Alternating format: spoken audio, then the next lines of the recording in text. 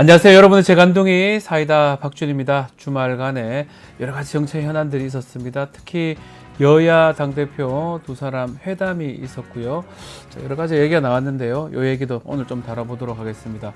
또 하나 눈에 띄는 게 문재인 전 대통령 수사가 지금 진행 중이다. 특히 피의자로 적시가 되어 있다. 뇌물죄 이야기가 나오고 있습니다. 이 부분도 자세하게 좀 다뤄봐야 될 것 같습니다. 자, 오늘도 여러분 출근길 같이 하도록 하겠습니다. 생방송 중에 댓글 참여 많이 부탁드리고요. 박지훈의 뉴스 인사이다 지금 바로 시작하겠습니다.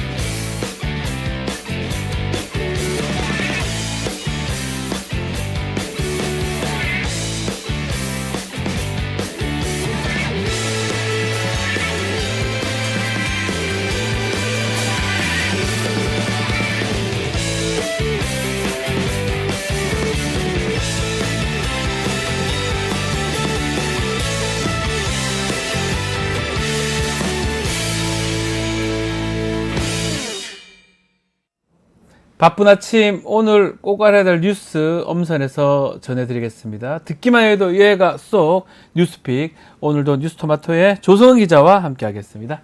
안녕하세요. 네, 안녕하세요. 네, 자 검찰 이야기 먼저 하겠습니다. 문재인 전 대통령 뇌물수수 혐의를 적용해서 수사를 진행하고 있다. 이런 얘기가 들려오고 있습니다. 어떻게 된 일인지 상황을 좀 얘기해 주시면 좋을 것 같습니다. 네, 지난 주말이죠. 네. 문재인 전 대통령의 사위였던 서모 씨에 대한 항공사 특혜 채용 의혹을 수사하고 있던 검찰이 문 전 대통령을 뇌물수수 혐의 피의자로 적시했다는 MBC의 단독 보도가 있었는데요. 검찰이 문 전 대통령을 뇌물 피의자로 간주한 이유는 이렇습니다. 이상직 전 의원이 중소벤처기업진흥공단 이사장으로 임명된 대가로 문 전 대통령의 사위였던 서모 씨를 자신이 설립한 타이스타젯이라는 항공사에 채용하고 네. 태국 이주까지 도왔는데 문 전 대통령의 사위를 통해서 이 전 의원과 문 전 대통령 사이에 뇌물이 오갔다는 논리입니다. 검찰은 사위 서 씨가 타이스타젯의 전무이사로 재직하면서 2년 가까이 받은 급여와 체류비 등 총 2억 2,3천여만 원을 뇌물로 보고 있습니다. 예. 이 돈을 이상직 전 의원이 이제 문 전 대통령에게 건넨 뇌물로 간주한 건데요. 검찰은 문 전 대통령은 딸 부부에게 생활비를 지원해주고 있었는데 사위가 취업한 이후 문 전 대통령 부부 계좌에서 딸 가족에 대한 생활비 지원이 멈춘 것으로 미뤄봐서 그 액수만큼 그러니까 문 전 대통령의 경제적 이득이다. 그 액수만큼 문 전 대통령이 사실상 뇌물을 수수한 거다 이렇게 판단하고 있습니다. 야, 그러니까 이제 생계를 책임지고 있었다 딸 부부를. 그러니까 그 퇴직됐으니까 그만큼 생계를 돈을 줄 필요 없으니까 이 부분이 지금 가장 문제가 되네요. 좀 기적의 논리 같은데요. 네. 이제 사실 이 부분에 대해서는 야. 검찰에게 이제 입증 책임이 아직 있습니다. 예. 검찰이 수사를 통해서 밝혀내야 하는 부분이고요. 검찰은 문 전 대통령과 딸 부부가 경제 공동체임을 입증하기 위해 문 전 대통령 부부의 금융 계좌를 압수해서 딸 부부와의 금전거래 내역을 추적했고 딸 부부의 재산 내역을 들여다보는 강도 높은 수사를 진행하기도 했습니다. 네. 뿐만 아니라 검찰은 문 전 대통령의 딸 문다혜 씨의 주거지를 압수수색하기까지 했는데요. 문다혜 씨는 지난 2022년 문 전 대통령 지인인 송기일 신부로부터 제주도의 주택을 한 3억 8천만 원 정도에 매입했는데 검찰은 당시 구입자금의 출처 확인 작업에 나선 겁니다. 압수수색을 당한 문다혜 씨는 다음날 자신의 SNS에 그 돌은 누가 던졌을까? 왜 하필 내가 맞았을까? 그것만 되풀이하게 된다라는 드라마 대사를 인용하면서 깨진 유리창 사진을 또 올렸는데요. 네. 그렇게 애둘러서 억울한 심경을 표현한 것으로 보입니다. 또 검찰이 수사 과정에서 초등학생인 문 전 대통령 손자의 아이패드까지 압수한 것도 지탄을 받고 있습니다. 네, 뭔가 취직시켜줬고 그 대가가 아마도 취직시켜줬으니까 뭐 중소벤처기업부 장관인가요? 그 임명된 거고요. 그걸로 결국은 생계를 아마 장인 장모가 돈을 줬는데 딸한테 돈을 줬는데 아버지 그러니까 그게 이제 뇌물 아닌가. 조국 전 장관 저번에 그 따님 그 조민 씨 일기장. 장학금 뭐 그런 거하고 똑같은 내용으로 네. 좀 보입니다. 자, 이제 문제가 지금 압수수색을 얘기를 하는데 문다희 씨가 지금 3년 전에 이혼한 걸로 지금 알고 있는데 네, 거기 맞습니다. 가서 압수수색하는 게 어떤 의미가 있는지 좀 궁금하고 또 그 전 사위 측 입장이 있었다면서요. 네, 서모 씨 측 변호인단은 서 씨는 문다혜 씨와 결혼하기 전부터 증권사에 다니면서 돈을 벌어왔고 딸인 다혜 씨도 경제활동을 해왔다면서 검찰이 객관 의무를 저버린 채 억지 수사를 벌이고 있다. 이렇게 비판했습니다. 네. 또 타이스타짓에서 받은 급여가 뇌물이라는 검찰의 주장에 대해서도 근로에 대한 정당한 대가를 받은 것이라고 반박했습니다. 자, 채용 관련 의혹도 수사 중이라고 알고 있는데 그건 또 어떤 내용입니까? 네, 이 사건의 또 다른 쟁점은 이상직 전 의원의 중소벤처기업진흥공단 이사장 임명 과정에 문제가 있는지인데요.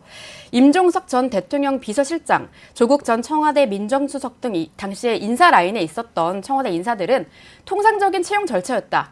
의혹 자체가 사실무근이라는 입장을 밝히면서 전 정권 보복 수사라며 검찰 조사에서도 진술을 대부분 거부하고 있는 상황입니다. 네. 또 문재인 정부 출신 민주당 의원들 37명도 하늘 무서운 줄 알고 칼춤을 당장 멈추라고 경고했고요. 황희 더불어민주당 의원은 죄가 없는 전임 대통령을 피해자로 만들어서 괴롭히는 정치 보복의 마지막 결말은 현 정부와 검찰의 몰락이 될 것이라면서 윤석열 검찰 정권을 향해서 매섭게 날을 세웠습니다. 자, 검찰도 입장이 있을 것 같은데요. 어떤 입장입니까? 사건을 수사한 전주지검은 적법하게 발부받은 영장에 기초해서 신중하게 수사하고 있다. 정치적 상황과 전혀 무관하다라면서 야당의 비판에 정면으로 맞섰습니다. 한마디로 적법한 수사라는 주장인데요. 문 전 대통령 손자의 아이패드까지 무리하게 압수했다 이런 지적에 대해서도 문 전 대통령 딸의 이메일이 저장돼 있는 매체를 적법하게 압수했을 뿐 손자의 교육용 아이패드는 압수한 바 없다며 문제가 없다는 입장을 견지했습니다. 네. 수사 향배를 두고 어떤 관측이 주로 나오고 있습니까? 법조계 일각에서는 수사를 이제 매듭 지으려면 결국 문 전 대통령에 대한 소환 조사가 불가피하다라는 관측이 나오고 있습니다. 검찰은 압수물 분석을 마치는 대로 문 전 대통령 부부와 문다혜 씨를 상대로 한 조사 일정을 검토할 것으로 네. 보이는데요. 어쩔 수 없이 김건희 여사 디올백 사건 수사와 비교를 안 하려야 안 할 수가 그러니까요. 없습니다. 네. 아시다시피 김 여사는 검찰청에도 조사받지도 않았고요. 또 김 여사가 디올백을 받는 장면이 전 국민이 다 보기도 했죠. 더군다나 김 여사에게 디올백을 준 최재형 목사가 직접 디올백이 뇌물이라고 하는데도 검찰은 굳이 뇌물이 아니라 감사 표시다라고 하면서 불기소를 했습니다. 네. 이렇게 대상에 따라서 달라지는 검찰의 범죄 혐의 적용 기준이 정말 이해하기 힘들고요. 여기에 문 전 대통령 가족을 진짜로 소환해서 조사까지 하면 수사 방식의 차별 문제까지 불거질 텐데 정말 성난 민심에 기름을 들이붓는 것 같습니다. 지금까지 윤석열 정권은 이 불리한 정세에 놓일 때마다 이런 식으로 검찰을 이용해서 물타기를 해왔는데 이번에도 여지없이 같은 패턴을 반복했고 이에 따라 앞으로 국민 사이에서 검찰 개혁이 필요하다는 목소리는 더 커질 것으로 보입니다. 그러게요. 진짜 취직시키 줬다. 그리고 그 이상직이라는 그 사람한테 뭔가 직위를 줬다. 취직시켜주면서 받은 월급이 뇌물. 결국 뇌물인데 그게 아버지가 딸한테 돈을 어차피 용돈 주고 생계비 주는데 네. 월급 받으니까 이제 생계비 줄 필요 없으니 뇌물이다. 와, 이걸 참 아니, 법리로 계속 붙이면 다 만들어낼 수 있겠죠. 뇌물죄도 뭐 다 만들 수 있는데 상식에 좀 기반했으면 좋겠습니다. 월급 받잖아요. 근로의 대가로 월급 받는 건데 그게 어떻게 뇌물로 그렇죠. 이렇게 볼 수가 있을지 좀 글쎄요. 저도 법을 공부를 하고 항상 법을 다루고 있지만 그렇다면 우리 좀 전에 조성원 기자 말했지만 지금 김건희 여사 부부는 그건 뇌물 100만 번 돼도 시원찮을 마당에 그건 아무것도 아니라면서요. 누가 이걸 납득을 하겠고 검찰은 왜 이렇게 자꾸 이렇게 하는지 계속적으로 비판이 있을 수밖에 없을 것 같습니다. 그래서 검찰 해체해야 되는 거 아니냐 이런 얘기도 나오는 것 같아요. 누가 보더라도 납득할 수가 있어야 됩니다. 월급 받은 걸 뇌물이라 하는 게 어디 있습니까 세상에. 자, 이재명 대표하고 한동훈 대표 회동 있었는데요. 주말간에 자, 소득이 좀 있었습니까? 아니요. 3시간에 걸쳐서 논의가 진행되긴 했지만 의료 대란과 최상병 특검법 그리고 금융투자소득세법 그 어느 쟁점에 대해서도 합의를 도출해내지 못하고 빈손, 맹탕으로 허무하게 끝나버렸습니다. 네. 현 시점에서 국민들이 가장 큰 관심을 가지고 지켜보고 있는 의료 대란 대책에 대해서도 양당은 구체적인 내용 없이 추석 연휴 응급 의료체계 구축에 만전을 기할 것을 정부에 당부하고 국회 차원의 대책을 협의하기로 했다 정도의 원론적인 말만 했을 뿐입니다. 네. 심지어 한동훈 대표가 주장했던 2026학년도 의대 증원 유예안에 대한 얘기는 회담 내내 아예 나오지도 않았는데요. 금융투자소득세 시행 여부를 두고도 주식시장 활성화 방안과 함께 종합적으로 검토하기로 했다는 언급만 있었고요. 소상공인 지원 방안과 저출생 대책, 그리고 딥페이크 성범죄 대응책 등의 핵심 의제에 대해서도 모두 검토하자, 협의해 나가자라는 식의 원론적인 얘기만 또 나누고 끝났습니다. 요 댓글 하나 소개해드려야 될 것 같아요. 꽃밭을 걷는 양이님. 월급은 뇌물이고 디올백 명품백은 선물인 나라다. 아, 맞습니다. 야, 정목을 찌르는. 이분 네. 말씀이 뭐 맞네요. 월급 받지 말고 디올백이나 받죠 뭐. 이렇게 됩니다. 이 말이 되나요? 자, 또 그 회담 얘기 다시 한번 더 해보겠습니다. 자, 뭔가 이 공감대 이룬 의제가 있다. 이 정도 재확인한 수준 정도 같은데 네. 특히 가장 뭐 쟁점이었던 게 최상병 특검법 아니겠습니까? 어떤 이야기가 오갔습니까? 사실 접점을 찾지 못하고 결국 협의가 네. 불발됐습니다. 이재명 대표는 한동훈 대표가 내걸었던 제3자 방식 추천 특검을 수용할 수 있다고 했지만 한동훈 대표는 국민의힘 내부에서 논의가 진행 중이라고 밝혀서 합의를 보지 못했는데요. 네. 관련해서 제가 주말에 좀 취재를 해봤는데 민주당 관계자가 추석 전에 이제 본회의를 한 번 더 열어서 최상병 특검법과 김건희 특검법을 동시에 통과시키는 걸 목표로 플랜을 짜고 있다고 합니다. 아. 대법원장 추천 국회의장 동의안으로 추천할지 어쩔지 그 방식에 대해서도 조만간 구체화할 것으로 보인다고 전했습니다. 자, 뭐 한동훈 대표가 이걸 받을 수 있을지, 그걸 받을 어떤 권한이 또 있을지, 대통령실하고 어떻게 조율할 수 있을지, 그게 가장 클 것 같은데 11년 만에 이 여야 대표 회담 아니겠습니까? 그렇습니다. 국민들도 기대를 많이 가졌는데 또 실망도 막 컸던 것 같습니다. 뭐 사실 뭐 별로 없거든요. 또 그리고 한동훈 대표가 뭘 이렇게 할 수 있는 권한이라든지 뭐 그런 게 없었기 때문에 그렇지 않았을까. 처음부터 아마 예상됐던 부분이기도 했고요. 자, 한편 윤석열 대통령 지금 22대 국회 개원식 불참하겠다고 얘기를 했네요. 네, 윤석열 대통령이 오늘 열리는 국회 개원식에 네. 참석하지 않겠다고 대통령실이 밝혔습니다. 대통령실이 그렇게 밝혀가지고 또 이제 문제가 되고 있는데요. 그 불참을 하겠다. 뭐 저는 사실 처음 들어보거든요. 대통령이 막 87년도 민주화 이후에 국회 개원식에 모두 참석한 걸로 지금 제가 알고 있는데 불참 이유가 있을까요? 네, 대통령실 관계자가 어제 입장문을 네. 냈습니다. 특검과 탄핵을 남발하는 국회를 먼저 정상화시키고 대통령을 초대하는 게 맞다. 대통령의 개원식 불참 원인은 전적으로 야당에 있다 이렇게 비판했는데요. 또 그러면서 대통령을 국회를 불러서 망신 주게 하겠다고 의심할 수밖에 없는 상황에서 과연 대통령이 참석할 수 있겠느냐. 또 전현희 민주당 의원을 향해서도 살인자 방언을 서슴지 않고 사과도 없다고 지적하기도 했습니다. 아마도 야당이 다수 의석을 차지해서 또 그걸 앞세워서 각종 청문회와 쟁점 법안 그리고 특검법을 강행 처리하면서 정부를 압박한다고 보고 국회에서 개원 연설을 하는 건 부적절하다 뭐 이렇게 판단한 것 같습니다. 네. 참고로 윤 대통령은 앞서 지난주 국정 브리핑에서 지금 국회 상황은 제가 살아오면서 처음 경험하는 상황이다. 국회가 좀 정상적으로 기능을 해야 하지 않겠나라면서 22대 국회에 대한 부정적인 견해를 드러내기도 했습니다. 네. 관련해서 뉴스픽 끝나고 이어지는 영식당에서 좀 더 날카롭고 세밀한 분석, PPL처럼 스며드는 평론이 이어질 예정입니다. 지금 국회 상황 살아오면서 처음 경험, 지금 대통령하고 행정부 사람도 아마 많은 국민들이 살아오면서 처음 보는 상황 아닌가 생각이 듭니다. 국회가 다수면 그걸 따라야 되고 뽑은 대로 가야 되는데 마음대로 하는 모습들이 있잖아요. 어떻게 개원식까지 불참을 하면서 핑계를 거게 됩니까? 누구 책임인지 먼저 더 생각을 해봐야 될 것 같은데 맞습니다. 이런저런 핑계를 대면서 이런 나라도 처음이에요. 예. 이게 문제가 또 있어요. 개원식을 지금 하루 앞두고 대통령이 불참하겠다. 아마 국회 측, 특히 국회의장이 많이 당황했을 것 같은데 어떻습니까? 그래서 MBC에 따르면 지난 21일 윤 대통령의 개원식 참석을 요청했던 국회의장실은 개원식 전날까지도 대통령 비서실과 경호처로부터 어떠한 연락도 받지 못했다.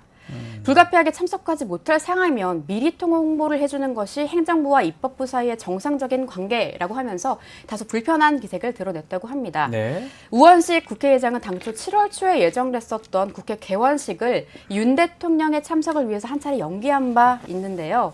이 미뤄진 개원식에마저 못 오겠다고 그것도 개원식 거의 직전에 밝혀서 우 의장 입장에서는 상당히 언짢을 것 같습니다. 그렇죠. 언짢은 걸 떠나서 정치라는 게 이런 게 아니거든요. 그렇죠. 본인이 필요한 거를 주고 필요한 걸 받고 이렇게 밀당도 하고 이래야 되는데 안 되니까 안 오고 뭐 이런 걸 처음 봤다 그러고 다 처음 봤어요. 다른 국민들 더 처음 봤겠죠 아마도. 거부권 막 하고 이런 상황인데 글쎄요 국회하고 이렇게 짜여지는 이런 것도 안 나오고 국회 입장에서도 좀 더 경색된 상황으로 갈 수밖에 없는 상황이 아닌가 그렇게 예상이 됩니다. 알겠습니다. 자 오늘 뉴스픽은 여기서 마무리하겠습니다. 조성 기자 고생하셨습니다. 네, 고맙습니다. 자 저희는 잠시 후에 영식당으로 다시 돌아오겠습니다.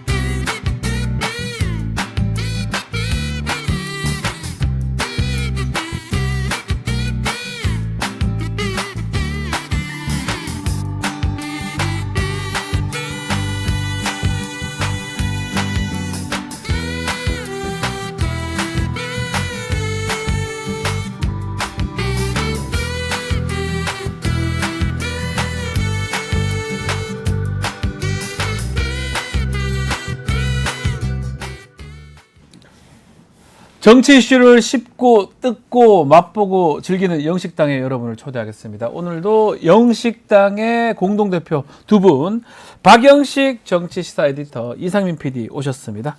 안녕하십니까? 네, 안녕하세요. 이상민 PD, 네. 이쁩니다. 감사합니다. 네. 일부러 그렇게 하시는 겁니까?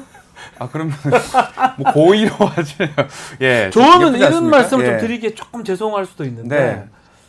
점점점 대통령 닮아간다는 느낌. 아니, 머리를 좀 잘. 아니 근데 그 기존 이미지가 가르마도 안 타는데요. 아니, 이미지가 네. 이미지가 좀 대통령을 닮았다는 얘기를 들어서 예. 가르마를 안 타는 머리를 했는데 대통령을 더 닮았다는 얘기를 들으면 혹시 뭐 불쾌하신 건 아니잖아요. 기분 나쁜 건 아니죠. 고소하겠습니다.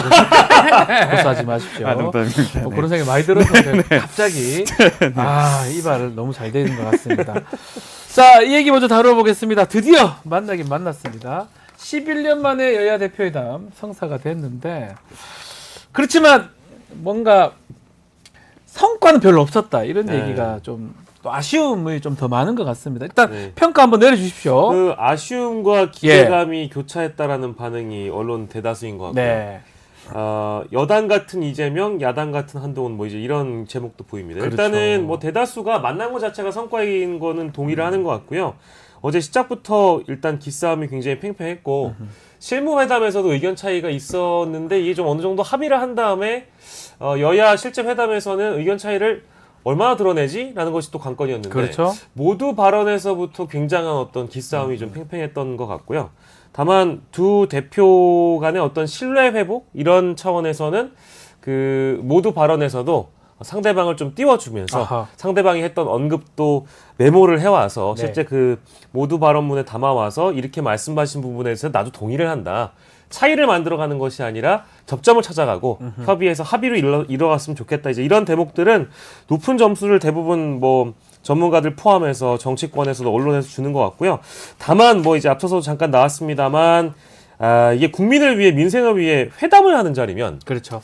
정치는 결과인데 성과라는 게 없단 말입니다. 성과가 나야죠. 그래도 예. 어느 정도는. 전국의 네. 매듭을 풀 수 있는 성과들, 실효적인, 실질적인 성과들이 안 났다는 거라서 사실상 회담은 성적을 좀 짜게 주는 곳들이 더 많은 것 같아요. 점수가 없겠죠. 뭐 성과가 없는데요. 뭐 없다고 얘기하면 제가 좀 그렇죠. 심하게 뭐 얘기하면. 만난 것 자체 성과, 뭐 두 네. 분의 신뢰를 쌓는 것도 성과라고 친다면 예. 실제 어떤 결과물을 내는 게 없어가지고 뭐 민생, 경제, 또 진실규명 사안, 정치개혁 이런 것들을 대부분 이따 저희가 회담문 공동 합의문 얘기도 하겠습니다만 결과물이 좀 부족하다. 이제 이런 평가가 주를 좀 이루고 있는 것 두 분 같긴 얘기 한번 합니다. 들어볼 수 있나요? 아, 그래요? 오늘? 두분 우와, 계세요, 두분 다 그러니까. 나오셨네요. 안녕하십니까? 안녕하십니까? 한동훈입니다. 예, 이재명입니다. 11년 만에 예. 여야 대표가 만난 거라고 합니다. 아, 이거 참. 혹시 아셨나요, 두 분은? 아, 그럼요. 알고 있죠? 예. 예, 두 분이 하는 것보다도 민생이 정말 중요합니다. 야.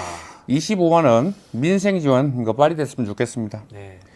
아니, 쓸 수 있는 혈세가 한정이 되는데 어떻게 획일적으로 돈 씁니까? 필요한 곳에만 써야죠. 필요한 곳에만 쓰는 게 저는 찬성하는 건데요. 예. 아 그래요? 그럼 굳이 선별적으로 하는 거에 그것도 저는 받아들일 용의가 있습니다. 그럼 한번 협의해서 선별적으로 지원하는 거 네. 한번 지원해 보는 거 어때요? 어? 아니 갑자기 왜 그래요? 예, 왜 그러십니까? 뭐 마려워요? 어? 두분 왜 그래요? 아니 수용하겠다니까. 아. 아니 뭐 실권이 없으신가?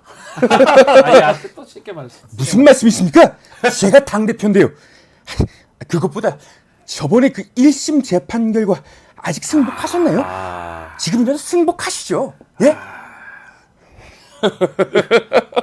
예, 방송 중인데 잊지 마시죠. 야. 오. 예, 박 변호사님 진행해 주세요. 네, 진행하겠습니다. 어제 그 모두 발언에서 했던 말씀을 잘 요약한 것 같습니다. 아니 방송 중에 멱살도 못 잡고. 아, 목살을 왜 잡습니까, 대표님? 실제로 그 회담장의 테이블이 굉장히 넓어가지고 조금 넓었죠, 그죠? 멱살 잡고 싶어도 못 잡는다는 예, 농담도 예, 했다고 하니까 예, 이제 그 예. 표현을 해주신 것 같은데. 야, 이 두 사람이 약간은 얘기를 들으면서도 신경전도 좀 있으면서도 네. 약간 끌기도 서로 긁기도 하면서 또 막 그런 모습들이 있는데 사실은 회담에서 뭐 이 모두 발언은 이렇게 들어봤지만 최상병 특검법하고 전 국민 그 25만 원 지원 뭐 금액이 얼마든지 간에 또 금융투자소득세 요런 현안들은 뭔가 그래도 뭔가 하나씩 나올 것이다. 네. 요런 기대는 좀 했거든요. 그렇죠. 그렇지만 없었던 것 같아요. 예, 그 이제 공식 의제에 네. 담겼던 내용이잖아요. 요거는 요 세 개는 담겼었어요. 예, 최상병 특검법, 국민 25만 원 지원법, 그리고 금융투자소득세 이제 이게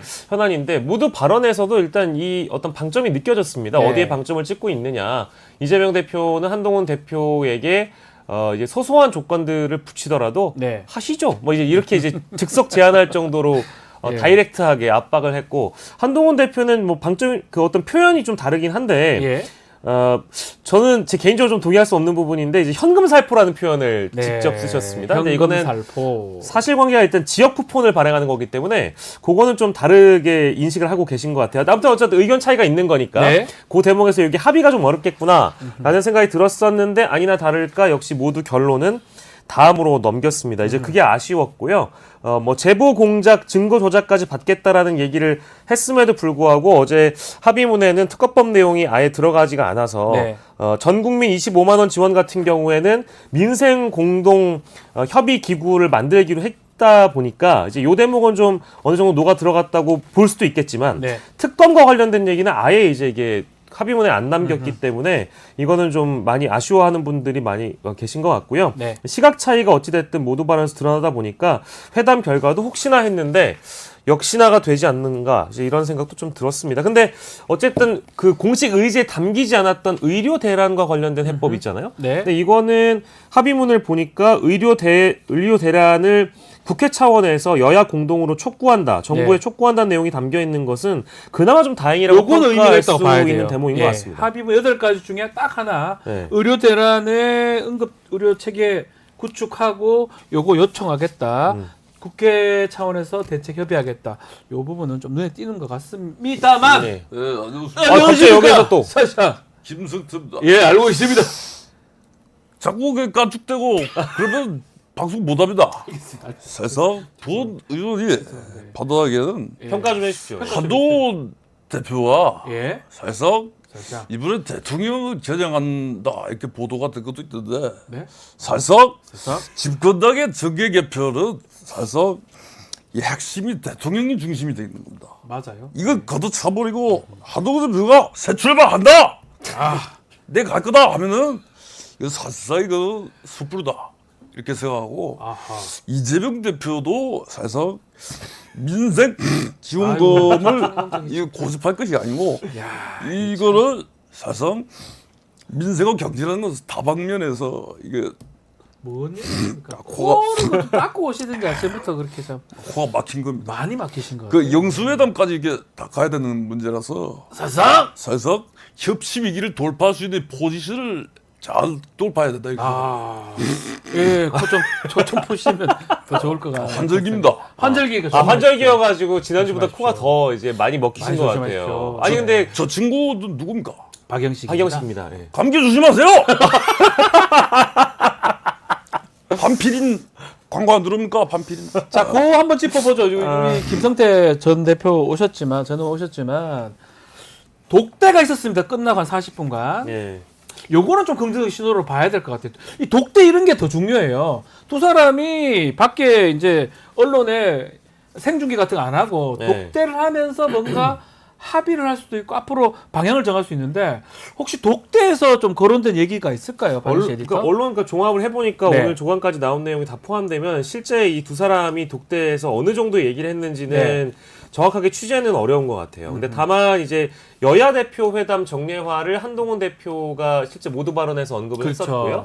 그리고 이 독대를 40분, 정확하게 39분을 했다고 하는데 굉장한 의미가 있다고 저는 뭐 받아들이고 있습니다. 네. 일단은 이거는 이제 첫 번째로 윤석열 대통령이 좀 보라고 용산에서 신경을 좀 쓰라고 보여주고 그런 싶었던 의미도 있겠죠. 것 같아요. 보시고 좀 신경 쓰일 것 같기도 해요. 예, 양쪽 예. 모두에게 노림수가 있었다고 보고요. 이렇게 어쨌든 두 사람이 가까워질수록 대통령이 고립된다라는 그림을 만들 수 있다라는 어떤 네. 정략적인 차원의 이제 그런 대목이 있었을 것 같고 또 국회 권력이 주도하는 여야 대표가 어쨌든 전국에 대한 주도권을 좀 행정부보다 더 입법부가 먼저 가져간다. 이제 리딩한다라는 그런 차원의 그런 신뢰 쌓기, 어떤 여야 간의 만남, 그리고 심지어 독대까지 함께 보여주면서 용산이 아무래도 긴장할 수밖에 없는 그런 공산이 커 보이고, 네. 뭐 지금 대통령은 뭐 강한 권력이 있다고 하더라도 어제 독대 그림으로 인해서 미래 권력의 어떤 선두주자들이잖아요. 네, 둘 이 다. 두 분이. 네, 완투니까요. 그러다 보니까 이 두 사람이 대권 주자 자리를 여야 각각 유지를 하면서 적대적 공생 관계로 나아간다고 하더라도 네. 대통령의 어떤 레임덕을 이끌어낼 수 있다라는 그림 때문에 그런 이제 노림수 때문에 아마 용산에서 또 대통령께서 많이 긴장하시지 않을까 이제 그런 생각이 좀 들고 네. 두 번째는 일단 이재명 대표와 한동훈 대표 간의 독대로 인해서 대표 간에 없던 신뢰가 쌓였다라는 대목도 우리가 좀 높이 평가해 볼 필요가 없던 신뢰를 있겠습니다. 쌓았다. 왜냐하면 이게 그 1시간 반을 그 회담 3+3을 회담을 계획했다가 네. 독대는 예정이 없었다고 없었어요. 하거든요. 진짜로. 그래서 네. 실제 그 현장에 있던 취재진들도 많이 놀랐고 그 속보로 타전이 되기도 했었습니다. 어느 정도 또 독대를 하느냐도 매우 중요해 보였는데 이게 한 30분을 넘어가니까 상당히 길게 한다. 그렇죠. 도대체 40분 했거든요. 도대체 어떤 얘기를 네. 하는 것이냐라는 네. 말씀들이 많이 나와서 결과적으로는 이제 언론에서 나왔던 얘기는 여야 대표 회담을 정례화한다. 그러면 언제 어느 시기에 어느 정도로 하느냐 이제 이 대목이잖아요. 근데 그 얘기만 했을까? 저는 둘 다 1대1이었으니까 예. 참모도 없었어요. 그러니까요. 좀 불만하는 더 거죠. 얘기를 했을 겁니다. 더 아마. 내밀한 얘기를 예, 했겠죠. 내밀한 걸 했고 네. 밖으로 드러낸 게 요거라고 맞습니다. 봐야 되겠죠. 필요할 네. 때 만날 것이다 정도로만 나왔는데 그 내밀한 이야기가 무엇인지에 대한 전망들은 많이 나오고 있는데 사실 두 분만 아는 거여서 그러니까 두 사람 알겠죠. 이거를 뭐 녹음하진 않았겠죠, 그죠? 설마 녹음을 했겠느냐만 아무튼 이렇게 두 사람이 가까워질수록 뭐 대통령이 훨씬 더 긴장하고 네. 행정부 입장에서는 뭔가 더 고립되는 분위기로 나아가지 않을까 이런 생각이 듭니다. 오세훈 시장님 왜 아니 나오셨습니까? 그거는 정말 왜요? 제가 따지지 않을 수가 없습니다. 왜 따집니까, 시장님? 이 두 사람이 모여가지고 지구당을 부활시키겠다 이렇게 했는데 그렇죠. 말씀하셨어요. 이거는 제가 없앤 겁니다. 이 오세훈법을 없애지 않았습니까? 맞아요, 오세훈법. 예전에 지구당은 지역 토호들이 네. 야금야금 공천원금 받아다가 그렇게 해서 관직 나눠주고 헌금 많이 받은 사람들 그렇게 지역의원 시켜주고 했던 겁니다. 맞아요. 그거 겨우 없앴는데 이걸 다시 부활시키겠다는 거는 우리 서울 시민들이 보고 계십니다. 마음속에 태극기를 좀 씌우셔야 돼요. 태극기를 좀 모셨네요, 시장님. 정말 한탐스럽습니다. 아니 아쉬우신가 봐. 왜냐면 태극기를 심으려고 네. 했다가 방황했는데 못 태극기 못 심으셨잖아요. 심었잖아요. 아, 그건 아니죠. 뭐가 아닙니까? 이번에 한 달간의 시민 수렴 결과를 말씀드리겠습니다. 네. 찬성이 59%, 반대가 40%가 나와서 네. 진행을 하기로 했습니다. 진행합니까? 그래서 마음속에 태극기. 개양대를 심기로 했습니다. 아, 태극기 들고 오셨어요. 아니, 어떻게 지구당을 부활시킵니까? 아니 근데 뭐 양당 대표 두 분 다 이제 그 지구당 부활에서 공감대가 있는 거니까 우리 서울시장님이 숟가락 아니, 올릴 그건 정말 만한 아니죠. 아니죠. 아, 그거는 당대표가 힘이 세지는 거죠. 어떻게 그렇게 말씀하십니까? 아니, 뭐- 영식당 대표 맞으신가요? 아니 뭐 공동 대표니까 아니, 여기 PD들한테 헌금 받으시는 거 아닌가요? 어떻게 그렇게 말씀하십니까? 그건 정말 아니죠. 맞습니다. 예. 그건 아니죠. 아니죠.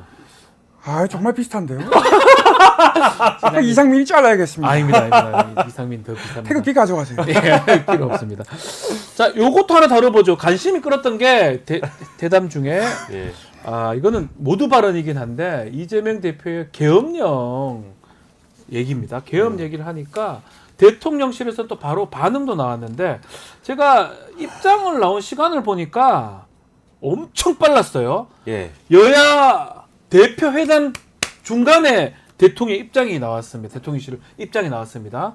이렇게 빨리 반응한 이유, 이 배경은 뭘까요? 아 이건 굉장히 좀 이례적이라고 그러니까요. 저도 굉장히 놀랐는데 회담 중에 나왔다니까요. 회담 들어간 지 시간이 좀 많이 흘렀었던 상황이긴 한데요. 네. 그렇다고 하더라도 이게 한 1시간 정도 흘렀을 때쯤에 나왔으니까 끝나고 할 것도 같은데 바로 그러니까 해버렸어 중간에. 이게 엄밀히 국회에서는 지금 회담이 이루어지고 있고 예. 지금 정치의 시간이 작동하고 있는 상황에서 계엄령 자체를 언급한 게 어이가 없다라는 식의 네. 그런 속보 타전이잖아요. 네. 이거는 뭐 이제 대통령실에서 통신사나 보도 채널 쪽으로 어쨌든 이 소식을 뿌렸기 때문에 이 내용이 등장한 거 아니겠습니까? 그렇죠. 그래서 저는 그 여야 접견 상황을 뻔히 대통령실도 알 텐데 언론을 통해서 속보를 치는 건 이건 이례적인 걸 넘어서 좀 예의가 없는 거 아닐까라는 생각이 좀 들었습니다. 그러니까 이제 국회 무시가 좀 저변에 깔려 있었다라는 거는 뭐 많은 분들이 이미 알고 계실 텐데 네. 이거는 여야 회담하고 있는 대표 모두 보란 듯이 이 속보가 나왔다는 중에 건 이걸 반응을 하다니요. 그러니까요. 이제 굳이 어떤 노림수가 있는지를 따져 본다면 한동훈 대표가 인식할 만큼 무게를 두기 위해서 국민의힘 측 지도부를 압박하기 위해서 이런 메시지를 일단 낸 것은 아니었을까? 근데 행정부는 행정부의 일을 하는 것이고 그렇죠. 입법부는 입법부의 일을 하고 있는 와중인데 여야 대표 회담을 의식한다면 이렇게 했으면 안 됐다라는 생각이 좀 들고요.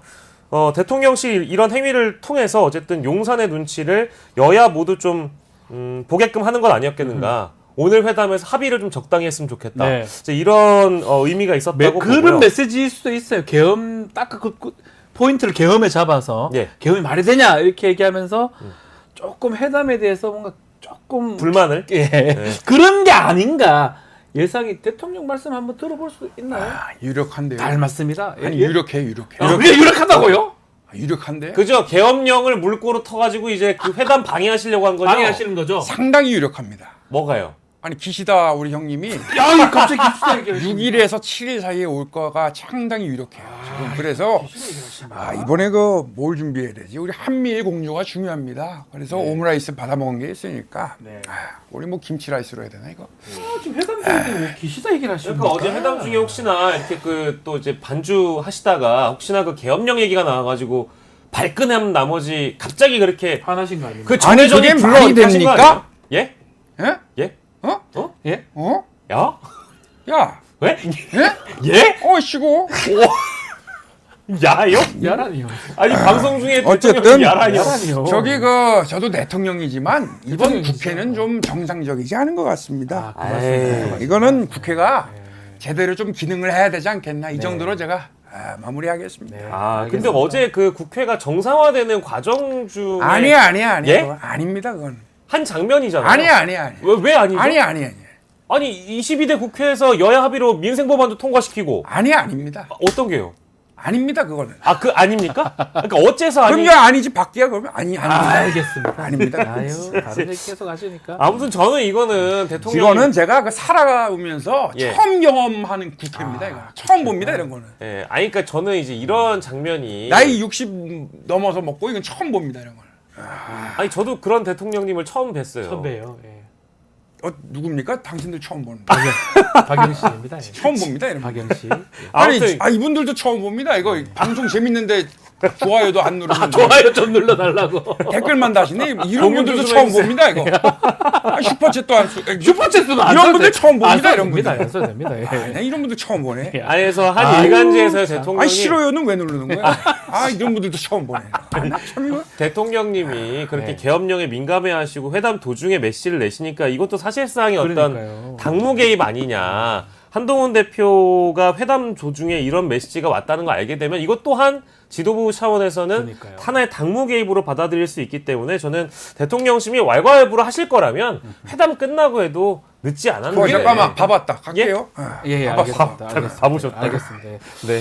자, 대통령 얘기 좀 더 해보면요. 이것도 좀 눈에 띕니다. 뭐 이런 국회 처음 봤다고 말씀하셨는데 오늘 개회식으로 정기국회 100일간 열립니다. 근데 문제는 이런 경우가 있었나 싶은데 윤석열 대통령이 국회 개원식에 참석을 하지 않는다라고 네. 지금 얘기를 합니다. 개원식 불참은 처음인 것 같아요. 이게 뭐 처음 들어봅니다. 87년 체제 이후에 처음입니다. 예. 그래서 이게 글쎄요, 그 기자회견 하고 국정브리핑 하고 나서 여야 회담이 돌아가는 것을 보고 뭔가 예. 불쾌하셨는지는 모르겠지만 이거를- 아까 잠깐 우리 대통령님도 예. 말씀 주셨잖아요. 예. 국회가 정상이 아니라고 하시는데 예. 22대 국회 열리고 나서 지금 국회 가동이 됐고 최근에 본회의에서는 여야 합의로 인해서 민생 법안도 통과를 했고요. 그러니까요. 지금 여야 대표가 오랜만에 만나서 11년 만에 회담을 했는데도 불구하고 이것이 정상이 아니라면 국회가 정상이라고 볼 수 있는 건가? 라는 그 대목에서 좀 의구심이 있고요. 네. 뭐 대통령실 관계자 워딩을 보니까 불참 이유가 뭡니까? 피켓 시위를 하고 망신 주기를 하겠다고 의심할 수밖에 없다? 아 근데 그 정도는 감내해야 되는 거 아닙니까? 당연하죠. 정치라면. 당연하죠. 이거 정도는 감내할 어떤 마음을 가지고 오셨어야 될 텐데 공사에 대한 구분이 좀 전 안 돼 있는 아니 거 그 아닌가라는 기분 생각이 나쁘다고 들어요. 안 가면 그게 됩니까? 지금 왜냐하면 한 번도 안 간 적이 없는 거예요. 지난번에도 국회 열렸을 때 22대 열렸을 때 그때도 안 가셨는데 예. 지금까지 안 가게 된다고 오늘 가야 했는데 하루 전날에 안 간다 불참 통보를 해버렸어요. 그러니까 이건 이제 명분 자체가 너무 좀 속이 좁아 보이는 명분으로 국민들이 인식할 수밖에 없기 때문에 네. 피켓 시위라는 것은 사실 국회에서 대통령이 연설을 하거나 찾아오게 되면 야당이 어떤 항의 표시로 그러니까요. 피켓 시위 정도는 할 수 있는 거라고 국민들이 대다수가 좀 관용을 네. 베풀어 주실 것 같고요. 다만 대통령 역시도 이제 그거에 대해서 어느 정도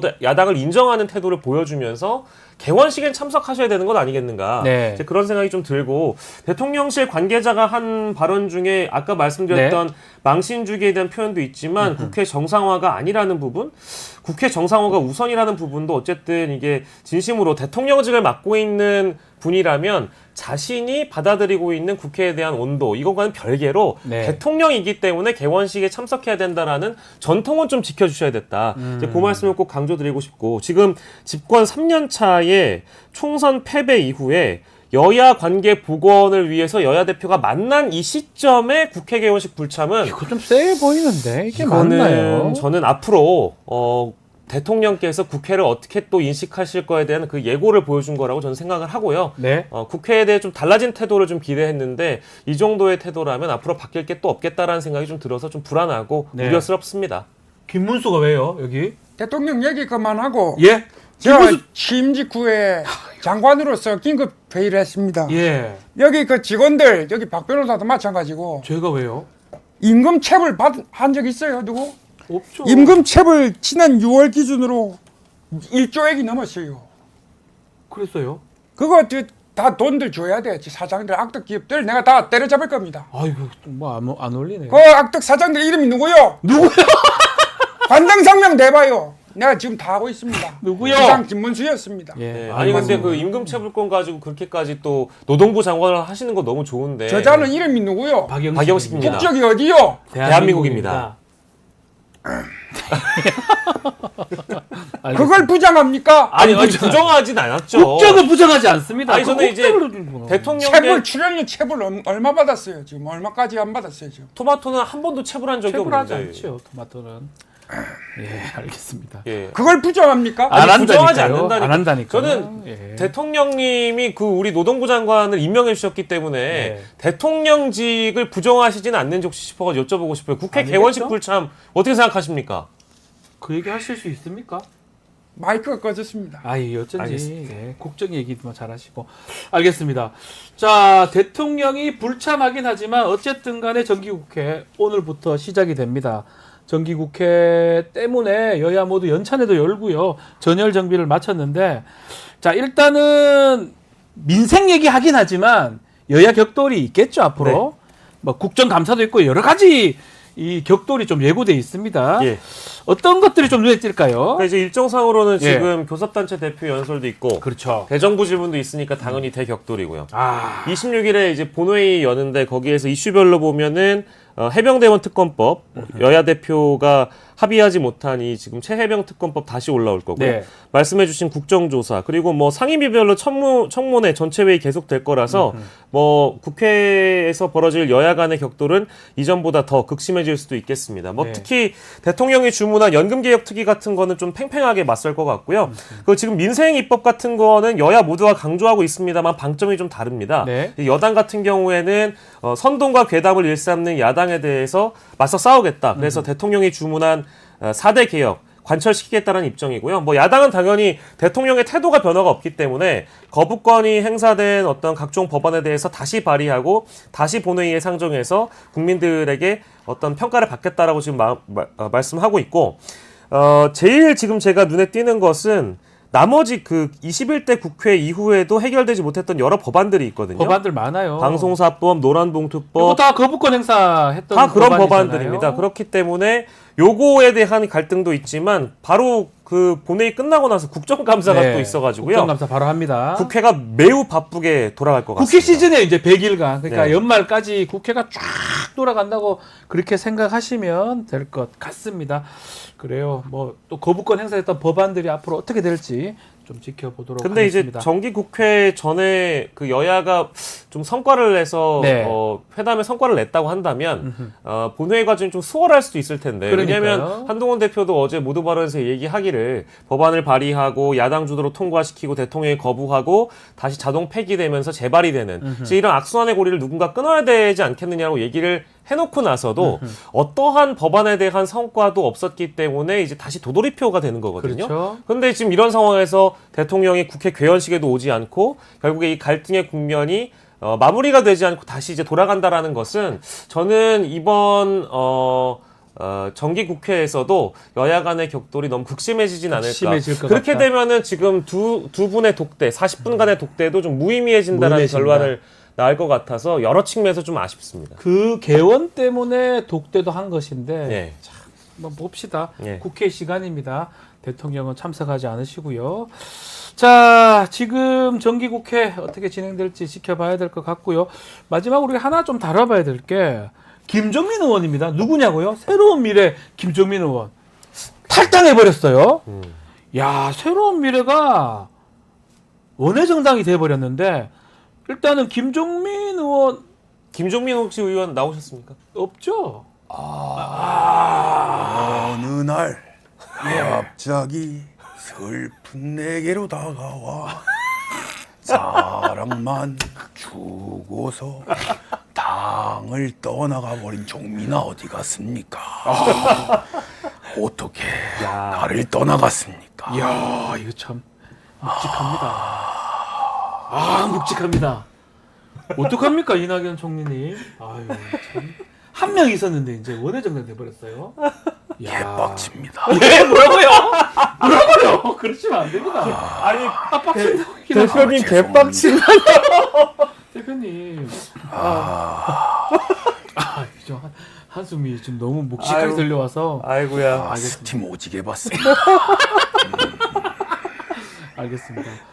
유일한 현역이었어요. 어쨌든 세종에서 정말 하늘이 내린 당선이었는데 예. 아유. 새로운 미래 한 명의 의원이 있었는데 원외 정당이 됐고요. 예. 탈당 이유는 뭡니까? 배경 설명하고 있습니까, 김종민 의원? 예, 탈당 이유는 네. 총선 이후에 재창당을 하려고 했는데 네. 의견도 모으지 못했고 기존의 틀과 관행을 벗어나지 못해서 네. 제3의 물결에 합류한 이후에 두드러진 이 새로운 미래가 두드러진 활동을 하지 못했다. 국민들의 선택을 받지 못했다는 뜻이고 이제 김종민 의원 본인에게는 이 새로운 미래에 합류했지만 그것이 이제 더 네. 괴로운 미래가 될지 모르는 새로운 미래가 또 괴로운 미래가 되는 괴로운 미래다. 예, 될지 모른다는 어떤 그런 불안감과 이거 참. 위기 의식이 있었던 것 같습니다. 그래서 지금 뭐 여러 가지 전망들이 나오고 있습니다만 민주당에 합류할 수 있는 그런 가능성은 좀 많이 낮게 이야기가 되고 있는 것 같고요. 원래 거기서 나왔기 때문에 또 복당도 1년인가 제한이 있을 겁니다, 아마. 예, 그렇고 실제 이 비명계의 구심점이 되기 위해서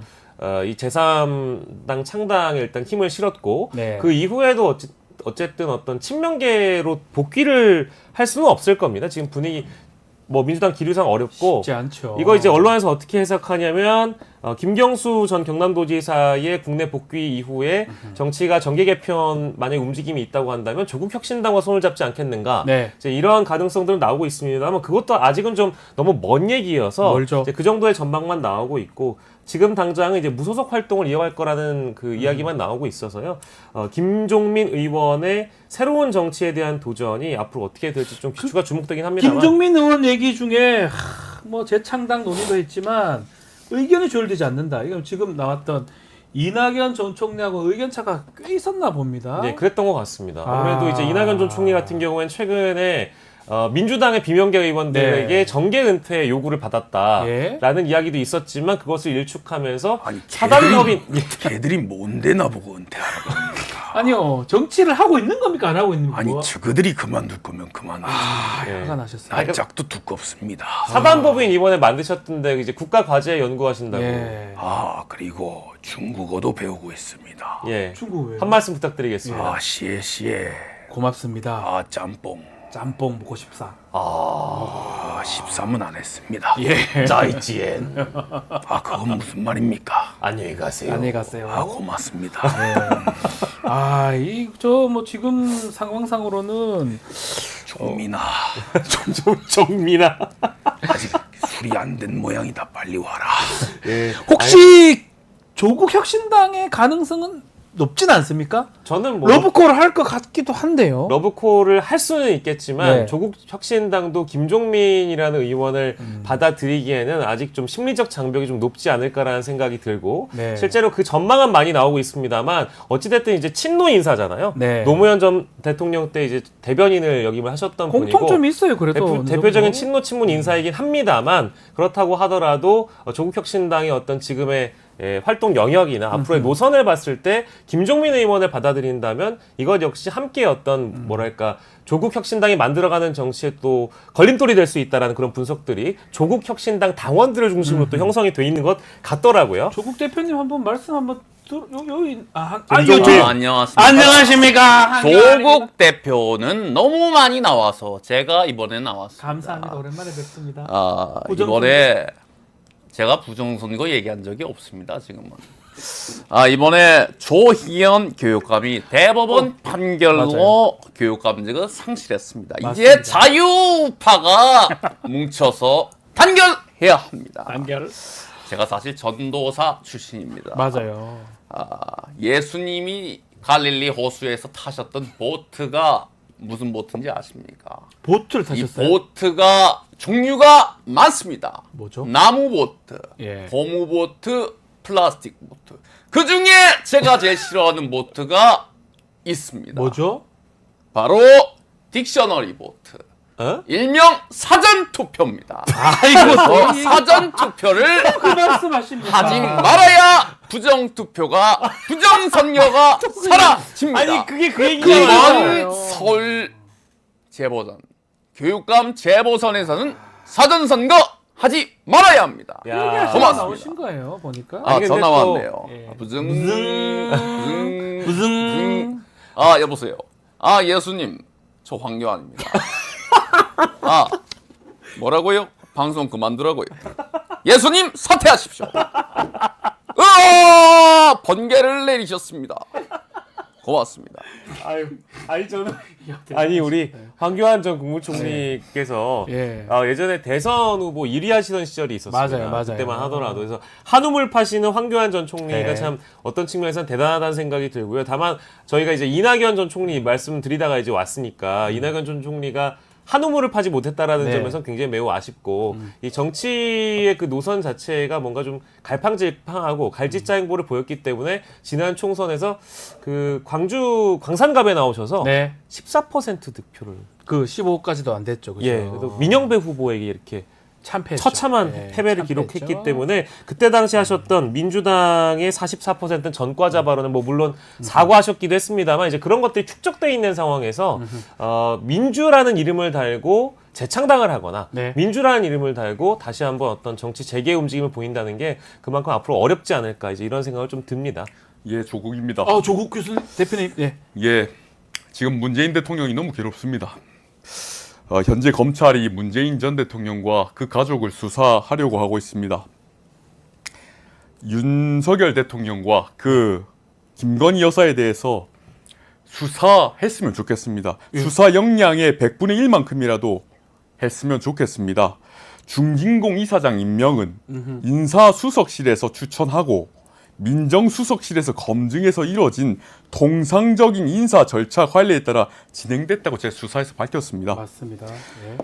이게 최근 윤석열 대통령과 김건희 여사에 대한 각종 혐의가 터져 나오고 국민의 공분이 일어나니까 이런 걸 걷어내기 위해서 문재인 전 대통령도 이렇게 건드는 게 아닌가 생각이 듭니다. 네. 알겠습니다. 저는 재미가 없습니까? 재미있는 내용이 아니라서. 예. 예. 아니 뭐 이거 섭섭합니다. 예. 이승만의 길을 가기 위해서 박지훈이 진행 독재, 박지훈 진행 종식을 제가 반드시 이루겠습니다. 그러십니까? 화장실은 다녀오셨죠? 다녀오셨죠? 저자는 누굽니까? 박영식이요. 예, 마무리를 좀 해야 될 것 같습니다. 대표님. 고맙습니다. 네.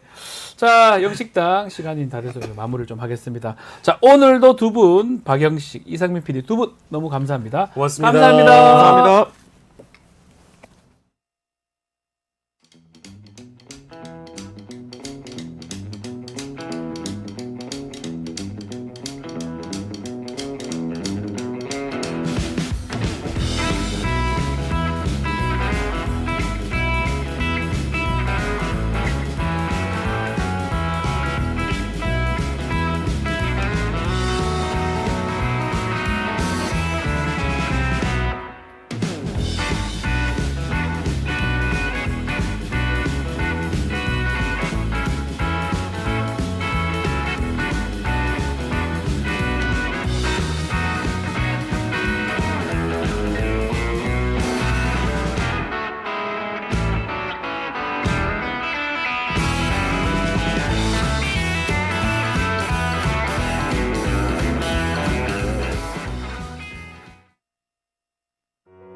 우리 아이 재단에서 뜻을 함께할 정기 후원자분들을 기다립니다.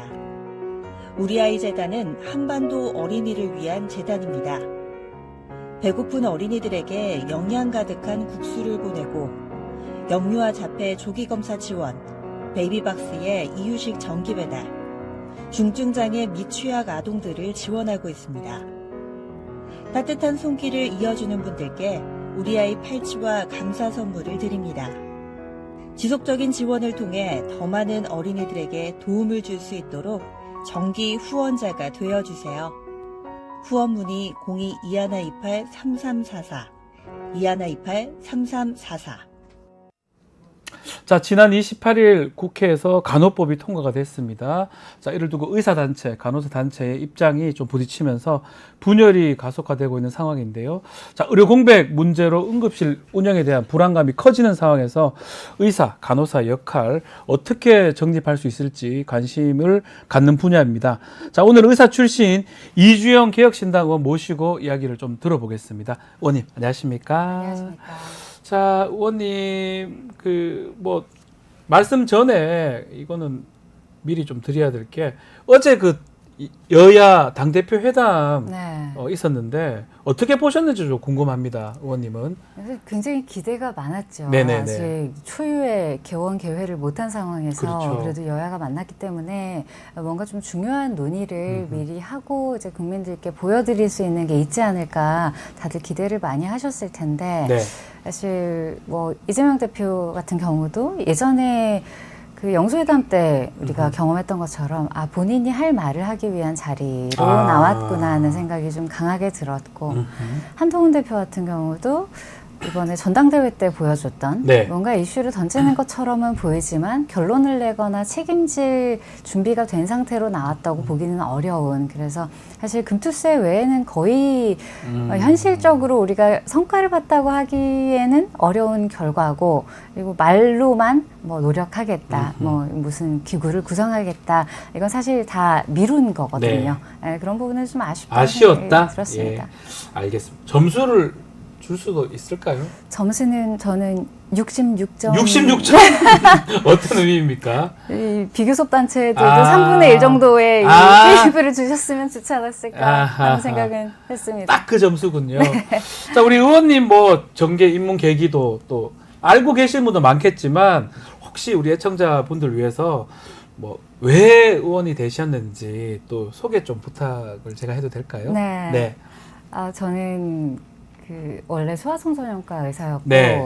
지역에 있는 소아전문응급센터에서 한 10년 정도 일을 했습니다. 그런데 한 2, 3년 전부터 응급의료 상황이 매우 빠르게 안 좋아지면서 제가 1월까지 근무를 하고 사직을 하게 될 수밖에 없는, 주변에서 제 동료들이 거의 다 이탈을 할 수밖에 없는 상황이었기 때문에 네. 그 팀이 돌아가지 않아서 그만두게 됐고, 그 이후에 이제 총선 앞두고 정치 입문 제의를 받아서 우리나라 의료제도 정상화를 위해서 진료 외에도 또 다른 방식으로 기여를 할 수 있지 않을까 해서 들어왔는데, 그때 그 응급실의 와해를 지금은 너무 전국적으로 경험하고 있어서 그러니까요. 너무나 안타까운 마음입니다.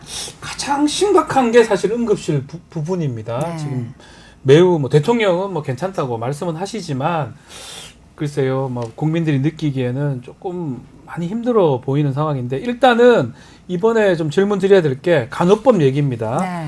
통과된 간호법, 네. 어떤 골자를 내용으로 하고 있습니까? 이게 지금 21대 때 발의됐던 간호법과 그렇죠. 이번에 나온 간호법에 약간의 차이가 있는데, 있나요? 네, 간호사들이 업무를 할 수 있는 지역적인 혹은 그 장소에 대한 것은 약간 축소가 된 경향은 예. 있습니다만 굉장히 기술이 모호하게 되어 있고요.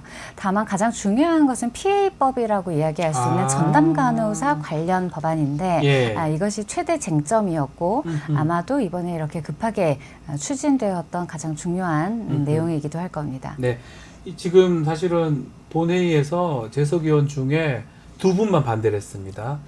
개혁신당의 이준석 의원하고 우리 이주영 의원님 두 분 반대를 했는데, 지금 응급실 또 부족하다, 의사들 PA 간호사가 좀 대체해야 되는 거 아니냐 이런 얘기도 있는 상황인데 반대한 이유는 뭔지 궁금합니다. 저는 이게 사회적인 상황 때문에 급조하는 법은 언제나 큰 예. 부작용을 장기적으로 유발한다고 생각을 하는데요. 간호법이 진정한 간호법이 되려면 간호사들을 위한 법이어야 하고, 네. 간호사들의 권익을 증진시키기 위한 법이어야 한다고 생각합니다. 네. 그런데 PA법이라는 것은 지금 의사들의 손이 모자라니 준비 없이 빨리 누구라도 투입을 하자는 취지에서 강행이 되고 있는 부분이 있고요. 네. 제가 반대했던 가장 큰 이유는 우리가 하나의 직역이라고 이야기를 하려면 공통된 수련 과정 그리고 공통된 인증, 시험이 될 수도 있고 자격증이 될 수도 있는데 그 과정을 거친 후에 그들이 하는 업무가 어느 정도 호환 가능한 상황이어야 호환이 돼야 되는데. 네, 하나의 직군이라고 우리가 명명하고 거기에 대한 권익을 이야기하건 의무를 이야기하건 할 수 있는 겁니다. 네. 그런데 지금 현재 굴러가고 있는 PA 제도 자체는 그 중에 어느 하나도 통일된 안이 없고 네. 심지어 현장에서는 하루 교육시켜서 바로 전담 간호사로 투입하는 상황인데 이것을 활성화시키기 위해 법을 신속하게 만든다? 저는 이것은 반드시 간호사들을 위험에 처할 수 있게 만드는 법이라고 생각했기 때문에 네. 반대를 했습니다. 한편으로는 지금 간호사들, 특히 PA 간호사들이 어느 정도는 의사 업무를 보조하고 있는데 네.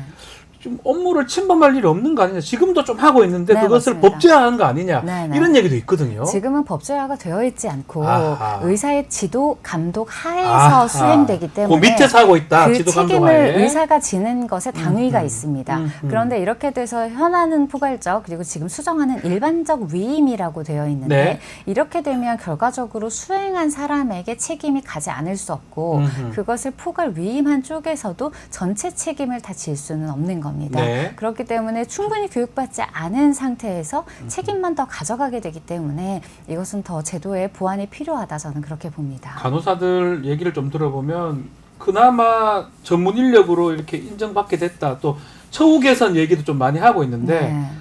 의원님은 어떻게 첫 번째 보십니까? 처우 개선에 대한 네. 이야기는 사실상 거의 들어가 있지 않습니다. 지원할 수 있다, 노력할 예, 수 있다 이렇게만 되어 있어서 예. 사실은 유명무실을 하고요.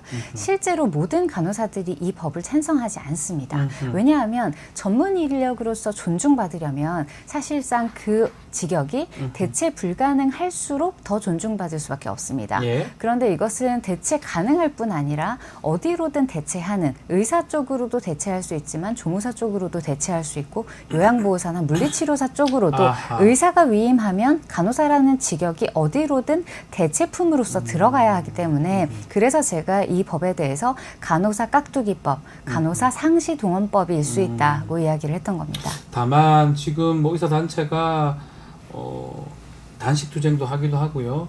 근데 일각에서는 이제 보는 게 뭐냐면 이게 좀 밥그릇 지키기, 영역 싸움 아니냐, 의사 간호사 간에 이런 비판도 있는데 이건 어떻게 보아야 됩니까? 그렇게 보이도록 지금 의료계가 움직이는 부분이 있습니다. 아하. 그래서 굉장히 그런 부분은 저는 우려가 되고 오히려 의료계에서 우려해야 하는 부분은 네. 이런 대학병원이나 수련을 담당하고 있는 병원들이 PA 활성으로 인해서 인력 구조가 굉장히 빠르게 재편될 겁니다. 네. 그렇게 되면 그 이후에는 전공의 즉 미래 전문의를 양성할 수 있는 교육의 생태계가 비과학적으로 파괴됩니다. 그 부분을 우려해야지 지금은 업무 영역 자체를 두고 밥그릇 싸움이라고 하기에는 지금은 서로에 대한 책임에 대해서도 생각하지 않고 있다. 저는 그렇게 봅니다. 자, 지금 뭐 댓글에 슈슈님, 또 로사 K님, 이주영 의원 보물이다, 응원합니다. 네, 글들도 사실 있긴 합니다. 자, 조금 요 부분도 한번 짚어봐야 될 것 같아요. 네. 윤석열 대통령이 국정 브리핑하면서 PA 간호사 또 의료 서비스 좀 응급 뭐 의료 서비스 자체를 전문의 PA 간호사 중심으로 바꿀 수도 있다라는 얘기도 했거든요. 근데 네. 또 이전에 간호법에 대해서 거부권 행사도 했잖아요. 네네. 그러면 맥락이 입장이 바뀐 게 좀 이해가 안 되기도 하고 어떻게 그렇죠. 이해를 해야 됩니까 우리가? 사실 이 부분 때문에 상임위에서도 아하. 논란이 많았습니다. 요 얘기가 네. 많았죠. 이 이야기 거부권 때문에 행사할 때는 그때 PA 안 그렇죠. 된다고 했다가 지금은 또 PA로 하면 된다 이렇게 말하는 게 같은 상황인데 참 이해가 안 되네요. 본인 혹은 정부가 네. 이제 만들어 놓은 상황이 있고 그것을 빠르게 해결을 해야 하는데 네. 거기에 대한 정상적이거나 합리적인 대책은 없으니 네. 일단은 뭔가 임시 방편을 빨리 마련해야 해서 마음이 급했다. 이거 외에는 사실은 설명이 안 되죠. 논리적이지 않다 이 말씀이네요. 그렇죠. 거부권 그때는 행사할 법 때 하고. 체계의 문제도 예. 분명하게 짚고 넘어갔었는데 지금 그런 부분도 하나도 바뀌지 않은 상태인데 갑자기 이걸 여당 쪽에서 더 급하게 요구를 하고 있으니 네. 야당 쪽에서도 뭐 답답하기도 하고 이해가 안 됐을 겁니다. 자, 아마 이렇게 된 게 의료대란, 이른바 응급실 뺑뺑이 이런 게 원인이 됐을 것 같기도 합니다. 요 질문도 한번 드려보겠습니다. 뭐 전공의들, 또 교수들, 응급실을 떠나는 이유 뭡니까? 전공의들이 떠나는 이유와 네. 교수들이 떠나는 이유는 완전히 다른. 다릅니까? 전공의하고 교수님이 떠나는 거 다르다. 네, 예. 전공의들은 기본적으로 사실 뭐 최근 한 2, 3년 안에 네. 뭐 필수 의료한다고 해서 위험한 거, 돈을 덜 버는 거 몰랐던 거 아니지 않습니까? 네. 알고도 지원을 했는데 전공의들이 떠난 이유는 그 선택에 대해서 정부가 실력 없는 의사들이 낙수로 가는 과다라는 인식을 주면서 아하. 거기에 더해 필수과니까 아무튼 앞으로는 우리가 통제하겠다는 시그널을 동시에 줬기 때문에 본인들의 미래에 대한 선택을 바꾼 겁니다. 그래서 전공의들은 이탈을 했던 거고요. 예. 그리고 교수들은 교수도 왜 떠나는 교수들은 겁니까? 계속 그 상황을 유지하고 있었죠. 아. 그런데 지금은 6개월 이상 사태가 지속되니 지금은 번아웃이 온 겁니다. 못 견디는 거네요. 네, 맞습니다. 이제 전공의 없이 혼자서 다 맡기에는 더 이상은 안 된다. 체력적으로도 물론 예. 힘들지만 여기에 제가 결국 사직할 수밖에 없었던 이유가 있는데 체력적으로 힘든 것도 물론 있겠습니다만 네. 두 번째는 주변의 응급실들이 문을 닫게 되면 남아있는 응급실로 환자들이 몰리게 되는데 다 몰려가죠. 네, 예. 그런데 그거는 체력의 문제만이 아니라 법적인 리스크가 몰리는 것이기도 합니다. 왜냐하면 그 능력이 안 되는데 환자를 다 받았다가 문제가 생기면 그 책임은 네. 의사가 져야 되니까요. 네, 맞습니다. 그런 것들이 결국은 교수님들의 이탈까지 우리 네. 현장의 이탈까지 일어나는 이유가 될 것 같은데 그래서 아마 응급의료 소생 패키지 법안 우리 의원님이 발의하신 법안이거든요. 그러니까 그 연장선상에서 아마 발의하신 걸로 보이는데 이 법안 어떤 법안인지 말씀을 좀 해주시면 좋을 것 같습니다. 지금 응급의료를 하고 싶은 사람들이 네. 원하는 건 딱 두 가지입니다. 나의 개인적인 삶을 유지할 수 있는 환경, 네. 그리고 두 번째는 응급 상황임을 충분히 고려한 법적인 안전망입니다. 네. 지금은 어떠한 응급 상황에서도 결과 자체로만 판결이 나오는 경향이 있기 때문에 거기에 대해서 응급실의 업무라는 것은 정말 이 소방관이 불을 끄는 것과 비슷하게 그렇죠. 비유할 수가 있거든요. 아하. 그런데 그때 실시간으로 설명이 어느 정도 미흡했다. 뭐 혹은 이때 다른 선택을 했으면 더 좋았지 않았겠느냐. 이런 결과론적인 판결이 자꾸 나오다 보니 내가 여기까지 책임을 질 수는 없다는 네. 것이 하나가 있고 두 번째는 나라도 저렇게 선택을 하고 처치를 했을 텐데 네. 저 모든 것이 나의 일일 수 있다는 아하. 위기감이 공감대로서 형성이 된 것이죠. 그래서 제가 발의한 것은 이 응급 상황에서는 형사를 적어도 면책하자는 법 그리고 지금은 이송을 받지 않았을 때 그 책임을 의사가 모두 지게 되어 있는데 네. 대부분의 경우는 이송 거부가 아니라 수용 불가여서 그렇죠, 불가니까. 네, 시간을 지키기 위해 받지 못하고 다른 곳으로 가라고 이야기하는 것이기 때문에 적어도 거기에 대해서는 합리적으로 그리고 용감하게 받고 있는 상황임을 신뢰하면서 받지 못하는 것에 대해서 법적인 책임을 묻지는 않겠다는 취지의 법안입니다. 보면 좀 응급 의료진한테 그나마 좀 도움을 줄 수 있는 네. 형사 책임도 좀 면책해주고 또 이송 안 받는 거로 보지 말아 달라. 네, 그러니까 그런 맞습니다. 의미에서 좀 이렇게 응급하시는 분들이 좀 더 좀 할 수 있도록 할 수 있는 그런 법안이 아닌가 생각이 드는데 자 이렇게 문제가 되는 게 의대 증원 때문에 그런 것 같아요. 네, 내년도는 그렇죠. 지금 확정이 된 상황인데 의대 증원했던 현 정부에서 네. 어떤 입장을 갖고 계십니까? 저는 기본적으로 증언이 예. 됐건 감언이 됐건 네. 이게 근거가 무엇이고 목적이 무엇이냐가 중요하다고 생각합니다. 그런데 근거에 대해서는 기본적으로 교육을 할 수 있는 역량이라는 것이 있는데 그것을 고려하지 않고 행정적으로 명령하면 현장에서 실현될 것이다. 이런 형태로 접근했던 것이 굉장히 패착이었다고 생각을 하고 그리고 목적에 대해서도 만일 지역의료, 공공의료를 확충하기 위한 목적이었다면 거기에 구체화된 정부의 진정성이 있었어야 합니다. 그런데 지금 우리나라는 공공의료나 지역의료에 국가가 사실상 기여하는 바가 거의 없는 상황에서 민간에서 양성해내는 의사 수를 어떻게든 늘리면 그들이 낙수로서 지역이나 공공의료에 갈 것이다. 투신할 것이다. 그런 어떤 이렇게 어떤 했기 때문에 가정하에서 한 네, 거겠죠. 한 거라고 보이기 근데 가능한 때문에 얘기입니까 그게? 가능하지가 않죠. 그렇죠. 네. 딴 데로 가겠죠. 이미 소아과의 영역도 10년 전과 비교해 보면 우리 이주영님이 훨씬 소아 네, 청소년과 제가 소아 계셨으니까. 청소년과고 예. 제가 레지던트 때는 아이들 훨씬 많았고요.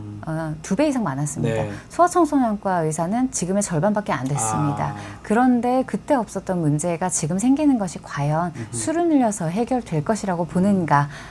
제 동기들도 지금 거의 70% 가까이 소아 진료를 안 합니다. 예. 저는 그걸 알기 때문에 늘리는 것으로는 의미가 없다고 생각을 하는 거죠. 좀 다른 방법으로 그러니까 수가를 바꾼다든지 필수 의료를 어떻게 하는 지역 의료를 어떻게 좀 살릴 수 있는 그런 방법을 택해야 되는데 단순한 뭐 2,000명 증원한다고 해가 이런 것들이 바로 해결되진 않을 것이다. 지역의료, 공공의료를 정말 살리려면 정부가 재정적인 그리고 법적인 정책적인 기여를 해야 합니다. 네. 그 논의가 빠져 있다는 것이 가장 문제입니다. 그렇군요. 문재인 정부 때도 뭐 400명, 500명 네. 증원하겠다 얘기했다가 거둬들인 걸로 알고 있는데 네. 그때하고 지금하고는 차이가 있을까요? 그때는 예. 400명 때문에 전공의들이 목소리를 냈던 건 아닙니다.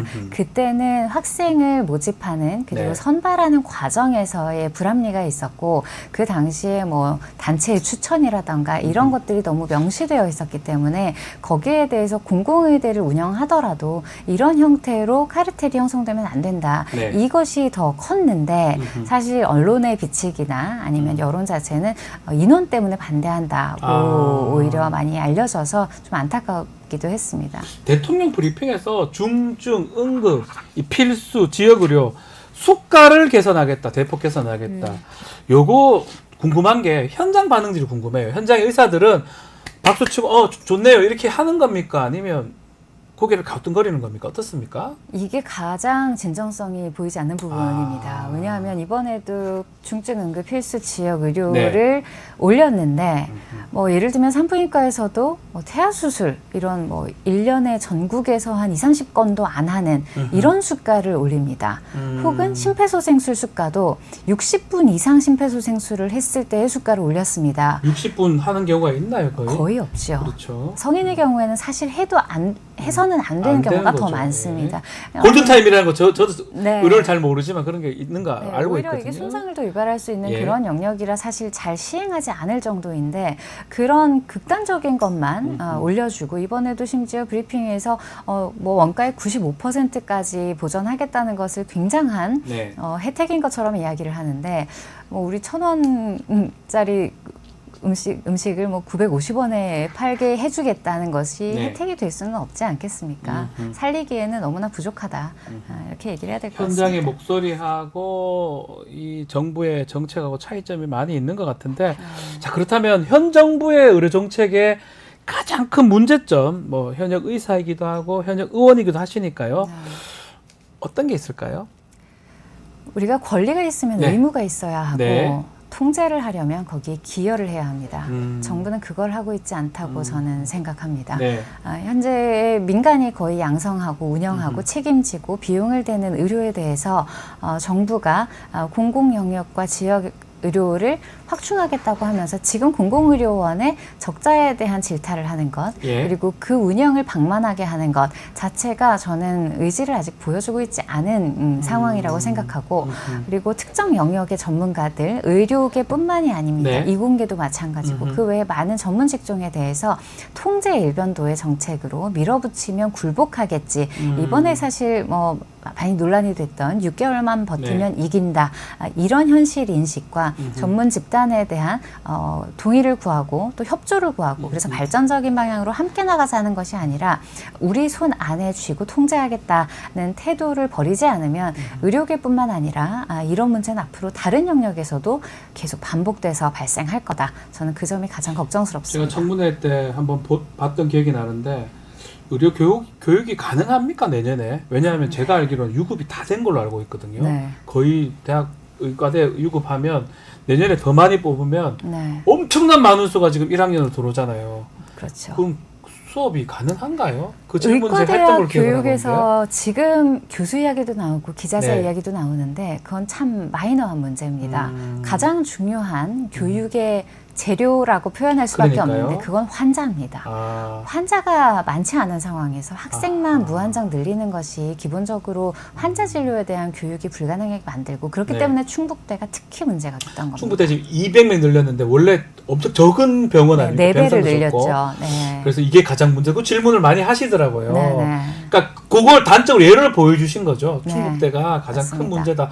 그러니까 내년에 뽑아봤자 학생들을 교육이 가르치기 불가능하고 어렵다. 지금 현재 우리나라 의료 제도에서 인턴 레지던트 TO가 정해져 있는데 네. 그걸 또 무한정 늘릴 수 없는 상황에서 우리가 앞으로 어떤 정도로 전문의들을 양성할 수 있겠는가 그 고민이 없다. 저는 그렇게 봅니다. 그러면 단적으로 마지막으로 지금이라도 의료 대란을 어떻게 극복해야 될지 증원 부분까지 좀 개혁신당 얘기도 듣고 싶고요.